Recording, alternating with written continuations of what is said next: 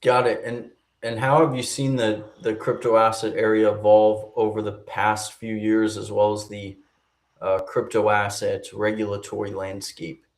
Ooh, the regulatory landscape is massively different.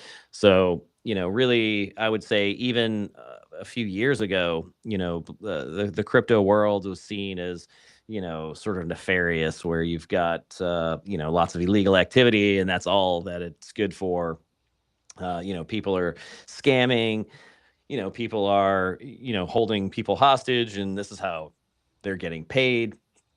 And, to me, a lot of that is really not true. When you look at, crypto itself, you'll see that, every transaction is public, obviously, aside some of those, privacy coins, but the ledger's there, everyone can look at it. And that evolution from when it first started to where it is now is so different in both the regulatory landscape as well as the actual innovation.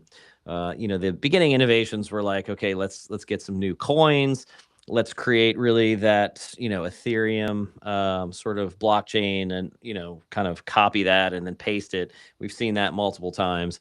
And then we've seen, not only the rise and fall of NFTs, but the rise and fall of meme coins, and real world assets, and then obviously the AI coins. So I think the evolution is going to be, something where there's going to be categories, there's going to be winners, there's certainly going to be losers. And the ones, I think, again, that we kind of talked about, or that are going to succeed, are the ones that have like the best idea, the ones that are doing something within their niche, and they understand it, and they really, really have sort of broken down what it is that they want to do and who they want to do it for. And then the regulation, I think, is following recently. Last year really was the sort of first time we've seen, like, the SEC sort of stop their enforcement actions. We've seen, the Genius Act get passed, which is fantastic. We've seen places like Wyoming sort of embrace crypto and start new types of companies, decentralized autonomous organizations and DAOs, decentralized unincorporated nonprofit associations called DUNAs.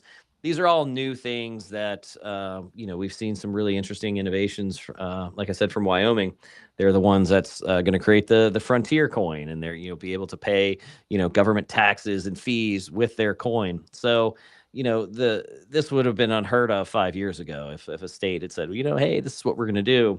It would be almost like a joke.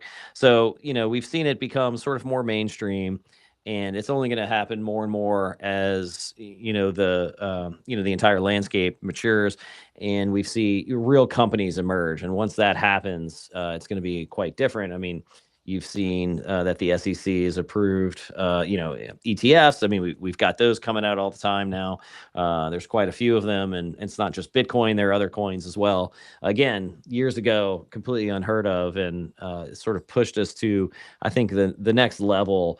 And once that, the Clarity Act regulation gets passed, and people start seeing that, hey, we can actually build out in this space, then I really think that's going to make quite a difference. And I'm really talking more about the U.S. I mean, other places have other laws that have been passed, but, really the sentiment here in the US is building, where we really want to be able to create with this, because it's a tool and it has like some wonderful things that, our regular sort of Web 2 doesn't. And I really think once that happens, it's going to make us just such a huge difference. And, from even just a few years ago to where it is now, it's vastly different. Got it. And from your role at Understory